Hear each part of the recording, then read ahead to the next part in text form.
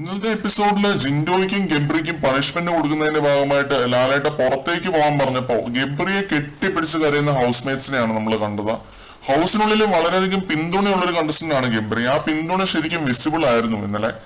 Jasmine, Resmin, Arjun, ഋഷി എല്ലാരും ആളാം പ്രതി പോയി ഗബ്രിയെ ഹഗ് ചെയ്ത് ആശ്വസിപ്പിച്ചാണ് പുറത്തേക്ക് വിട്ടത്.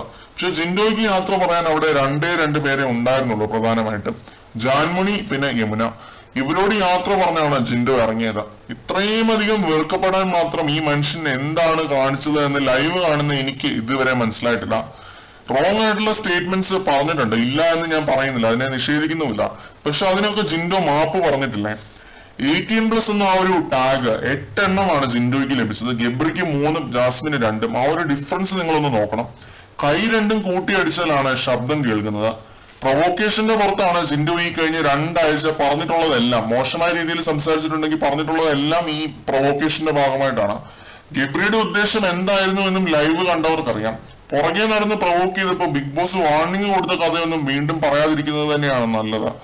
ജിൻഡോ മനസ്സിലാക്കേണ്ട ഒരു കാര്യം, വീടിനകത്തെ പിന്തുണയല്ല ഒരു വിജയിയെ തീരുമാനിക്കുന്നത്. വീടിനകത്ത് പിന്തുണ ഉണ്ടെങ്കിൽ നോമിനേഷൻസ് രക്ഷപ്പെടാമെന്നല്ലാതെ ഒരു ഗുണവുമില്ല. ഈ ഷോ കാണുന്ന ലക്ഷക്കണക്കിന് പ്രേക്ഷകർ ജിൻഡോ നേരിടുന്ന അവഗണനയും മാറ്റിനിർത്തലും അയിത്തവും എല്ലാം കാണുന്നുണ്ട്. തളരാതെ തന്നെ മുന്നോട്ട് പോവുക ജിൻഡോ. അവരുടെ എല്ലാ സപ്പോർട്ടും ദൈവാനുഗ്രഹവും എല്ലാം നിങ്ങളോടൊപ്പം ഉണ്ടാവും.